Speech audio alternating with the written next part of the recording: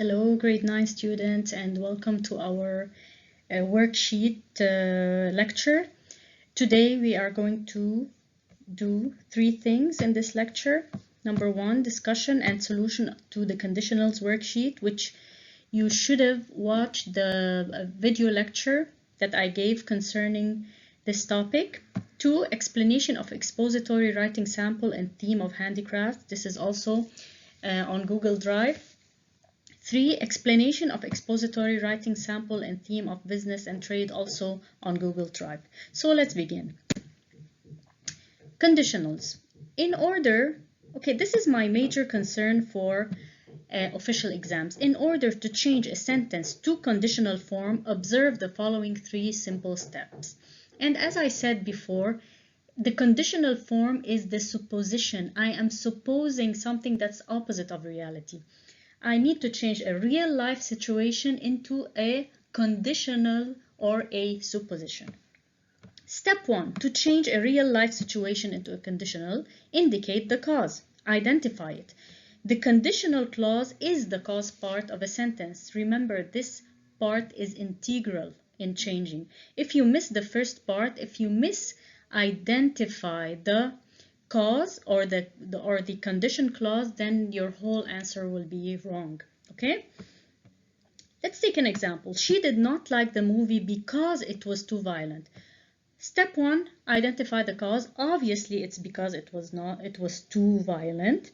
I identified the cause. Now step 2, move one step back in the timeline. Remember, every present tense becomes a past tense. Present simple, past simple. Present perfect, past perfect. Present continuous, past continuous. Present perfect continuous, past perfect continuous. How about the past simple? Remember, we took this in the two other lessons, the quoted reported speech, remember? And this is the second one. Past simple becomes past perfect. If the cause is in the past perfect, you can't go back in the timeline. Past perfect and past perfect continuous remain the same. They are the end of the timeline. So I identified my cause. I moved one step back in the timeline. Step 3, you change all the negative to positive and all the positive to negative. Here we have a not. Obviously, we're going to change that into a positive when we change the sentence. Okay? It was too violent. This is in the positive. I will need to add a not here. Okay, I will need to add a not. So let's begin. Was becomes what? Where's my verb? I locate the verb, the one that is in my condition clause or in my cause. It's was. It's in the past simple here. I change it to the past perfect. Okay, was becomes hadn't been. Past simple to past perfect, and positive to negative. Okay, it was too violent, that's positive. Hadn't been, I needed to add an apostrophe T or not. So change negative to positive and positive to negative. Answer, if the movie, I started with the cause, the if part is the cause. If the movie hadn't been too violent or had not been too violent, she would have liked it. Okay? When we moved one step back in the timeline, past simple became past perfect. Moving on, forms with unless. Okay, those are a little bit more tricky, but you just need to be careful, that's all. Unless equals to or means if not. And it is already in the negative. Be careful with the double negatives. We already talked about those. They cannot exist or coexist. Example, Sam listened to the news, so he knew about the quarantine order. Again, step 1, what was the cause? That the cause is that he listened to the news. I have my first step. Of course, you need to erase the so when you write your conditional sentence. Now I asked you to begin with unless. Unless we begin with the if clause or the condition clause. Unless Sam had listened to the news, why didn't I change to the negative? Why didn't I write unless Sam hadn't listened to the news? Why? Because this is a not over here. It is already a negative and I can't have a double negative in the same clause. or the same part of the sentence, comma, he would not have known about it. Here, it's a positive. There's no unless in this part of the sentence, so I need to add a not. Okay, remember, with the part of the sentence that has unless, don't add a not. Okay? Now, let's go to the exercises. Change the following sentences to the conditional form starting as indicated. In the official exams, this is how you will take conditionals, okay? Sam didn't attend the ceremony because he was too sick. 1, identify the cause, obviously because he was too sick. And the verb is was, past simple becomes past perfect. Positive, negative, negative, positive. Cynthia likes bargaining, so she actually gets good prices. Cause. Of course, always remove the so. Positive, negative, negative, positive. Okay. If he hadn't been sick, there's my answer, Sam would have attended the ceremony. The last step in writing a sentence in the conditional form, read it to yourself. Does it make sense? Is it logical? Is it the same meaning as the original sentence? If it doesn't make sense, then you probably missed a step. 2, if she didn't like bargaining, you know, bargaining is the give and take you do when you are buying something, okay? They tell you it's $50. When you bargain, you say, no, give it to me at $40, and then you reach an agreement, okay? If she didn't like bargaining, she wouldn't usually get good prices. Moving on, okay? Greg was speaking out of turn, so the teacher asked him to keep silent. This is the cause. Okay, you have an if, not an unless, so you, and the verb in the cause part is past simple, was becomes had been, and then in the negative had not been. The teacher wouldn't have asked him to keep silent. Again, remember that part, that chart I gave you. This is the past simple here. I move back in the timeline to the past perfect and go straight across the chart. Go back to the chart, please. And then you will find that when you have past perfect here, you need to have would plus have plus past participle. Okay? If Greg hadn't been speaking out of turn, the teacher wouldn't have asked him to keep silent. I need, of course, to add a not here because it's positive. The avalanche left many victims since the authorities didn't have time to warn them. Okay, this since here means because. If the authorities didn't becomes had. Okay, the past perfect of the verb have is had. Didn't is in the past simple. Did becomes had. If the authorities had had time to warn the people, comma, the avalanche wouldn't have left many victims. Again, would not plus have plus past participle. Okay, past participle here is left. Ramiz eats healthy food so he maintains good health. This is the cause. Okay, eats, present simple. Moving one step back in the timeline, present simple becomes past simple. Remember in the chart, when you start with the present simple, you move to the past simple and move straight in the chart, you would find that in the result clause, you need to put would plus base form. That's all. Okay? If Ramiz eat becomes ate healthy food, comma, he would maintain good health. All I have to write here is would plus base form. Of course, after models like would, will, shall, should, can, could, you can't have, it needs to be in its base form. The S needs to be removed. Okay? 6, she wasn't there during the festival. She really regrets it. Sometimes I would give you, two statements divided by a semicolon. But when you change to the conditional, you need to write them in one sentence. Okay? Unless, so means if not. So I need to start with the cause. Where's the cause here? Because she wasn't there, she regrets it. Unless she had been there, you cannot, okay? Unless she had been there, she wouldn't have regretted it, okay? Or, unless she had been there, she would have really regretted it. it needs to make sense. Unless she had been there during the festival, she would have regretted it. So if she were not there in the festival, she would have really regretted it. Okay? Read it to yourself, and the moment you see unless, translate it into if not, and continue the sentence. Make sure it sounds logical. Okay? Conditionals without if, this is the easiest part of the conditionals. Okay? How, okay, we took part of this during the inversion lessons, okay? Conditionals without if, you just cross the if and step 1, cross the if. Step 2, invert the subject and the verb and keep the same tense and conditional form, that's all. Example, with where. If I were a doctor, I would volunteer to help the victims of the earthquake. Now, many of my students would tell me, how can I say I were? Okay, I were only happens with conditional clauses.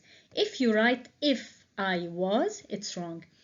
In the conditional form, okay, if, I can only write were. I, you, we, they, he, she, it, I can only write were. I cannot write was. We call it the past subjunctive. So please don't make that mistake. If I were you, if I were a doctor, here we're talking about a situation that's like opposite of reality, or a dream, okay, or a supposition. If I were a doctor, I would volunteer to help the victims. Please remember that with if and conditional sentences, I only use were and I never use was. So change it to a conditional without if. It's still a conditional, by the way. Those two sentences are still in the conditional form. Okay, so don't change the tense. We don't need to do anything. Just step 1, before doing that, cross out the if. Step 2, invert, okay, the subject and the verb. The subject is I. The verb is were. If I were a doctor, I would volunteer to help the victims of the earthquake. We kept the same form because we are changing from conditional to conditional. We cannot change anything here. Conditional, conditional, okay? Now, if you should need any help, don't hesitate to ask. I want to start with should, which is also a conditional. I told you the 3 forms of conditionals without if are should, were, and had. Okay, those are still conditional sentences. Remove the if.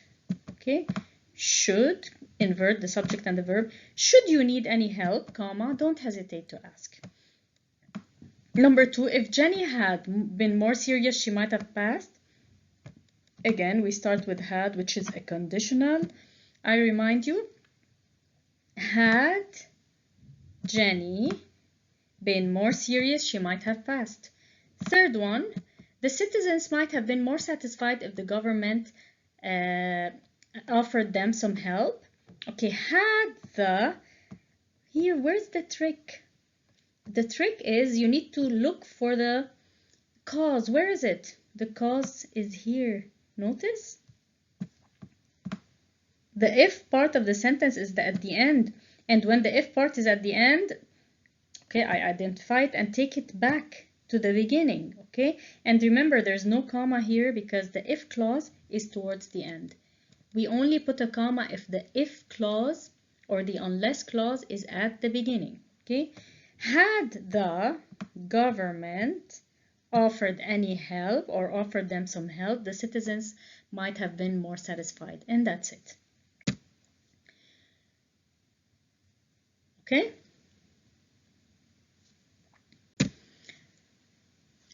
Final one with should. If you go on that trip, don't forget to contact me. Should. Okay? So all I did is erase the if. Should. Okay? I already have my word here. Just put the subject here. I already have my helping verb. Should you go on that trip, comma, don't forget to contact me daily. That's it for the worksheet, the conditional worksheet. Let's move on to our first expository writing sample in the theme of handicrafts. Okay? Prompt. If we do not hold on to our traditional handicrafts masterfully created by our artisans, we risk losing a huge part of our culture and heritage. In a well-organized 150 to 200-word expository essay, explain the above quote by shedding light on 2 reasons why handicrafts are important in society or to society. Write an outline before you begin. Obviously, the word outline here in the middle. Title here, 2 points. Handicrafts, the heart of culture. Roman numeral 1. You write the word introduction. 2 points, and here what do you write? Yes, the thesis statement.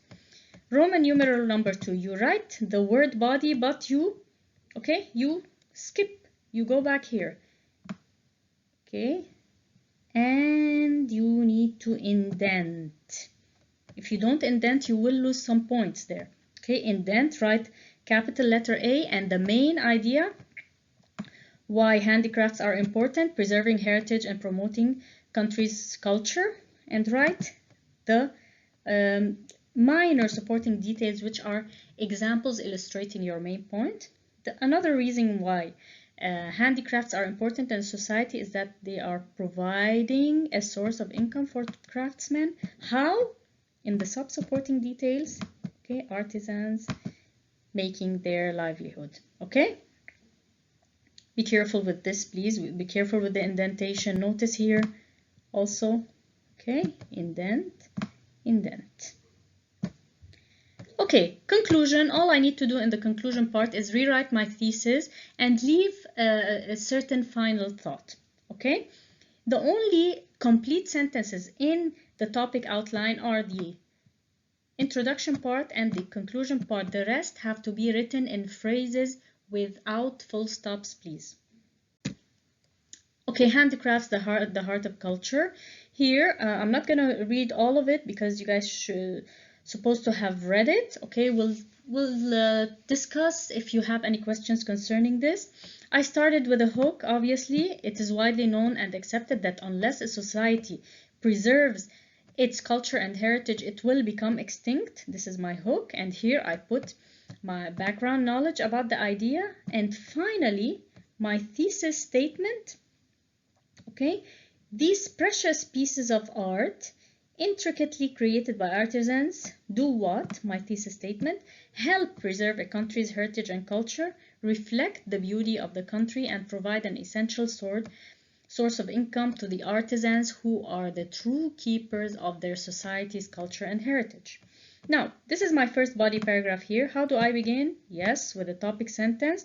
Here in the first topic sentence, which is part A in my outline, okay, here, just write it in sentence form. So, to begin with, handicrafts both promote and preserve a country's heritage. It means that in this whole paragraph, I'm going to discuss this point here, okay, this sentence. I'm going to elaborate on it and give examples. Moving on, another major reason, this is my second body paragraph, another major reason why handicrafts are essential in a society is that they provide a source of income to the artisans. Remember, write the full idea of your topic sentence before you start elaborating or giving examples, okay? This tells me what your paragraph is going to be about, and then here you elaborate. To conclude, okay, as the above ideas have clearly shown, handicrafts are vital, meaning very important, in maintaining and promoting cultural heritage and providing a good source of living to artisans, okay, etc. I'm leaving here final thoughts and recommendations. They should be held in high regard by the government of any country because they keep alive, if you want, they maintain the essence of culture in their respective societies, meaning in their different societies. And that's it, okay? Now let's move on to our second expository essay in the theme of business and trade. Okay, my prompt is: doing business online, or what is called e-commerce, has become a very trendy means fashionable, type of trade, okay? In a well-organized 150 to 200 word essay, talk about two advantages and two disadvantages of this type of trade. Again, e-commerce. The word commerce means trade or buying and selling. E means, as you all know, online. So online trade, online business, online um, e-commerce. Okay, now since it's advantages and disadvantages, my title was online trade, 2 points, merits and demerits. Merits means, of course, advantages. Demerits means disadvantages. Again, I started with a hook. Today, whenever we open a social media network, we discover a new online business that has emerged or, shown up or started. From shoes to clothes to electrical appliances and so on, the list is endless. Now, my thesis, many find this type of business very convenient, suitable, appropriate, while others think that it has its drawbacks. So this is what I'm going to talk about. It's convenient, but it also has drawbacks. Okay? Topic sentence, online business is growing because of its many merits. Of course, that means, this is my topic sentence, this means that in this whole paragraph, I'm talking about merits. Okay? Two merits, two advantages. Moving on. However, my topic sentence, this type of trade has its demerits. Disadvantages, if you want. Okay, so what am I going to talk about in this whole paragraph? Disadvantages. Okay, I talked about how there's no communication, you don't meet the person you buy from or you sell to, and there's the other issue of privacy and security, the online hackers who steal your credit card number and your personal info, and you never know what type of person that info might fall in the hands of. Okay, and hackers are everywhere on the internet. Okay, so to conclude, even though business online seems attractive to many because of its positive aspects, it could have several disadvantages. Nothing is perfect. Okay, and on a powerful note. So that would be all for now. We will discuss this further during Zoom Live. Please jot down your questions. Okay, write them down because you might forget. Okay, and I'll see you. Stay safe and goodbye.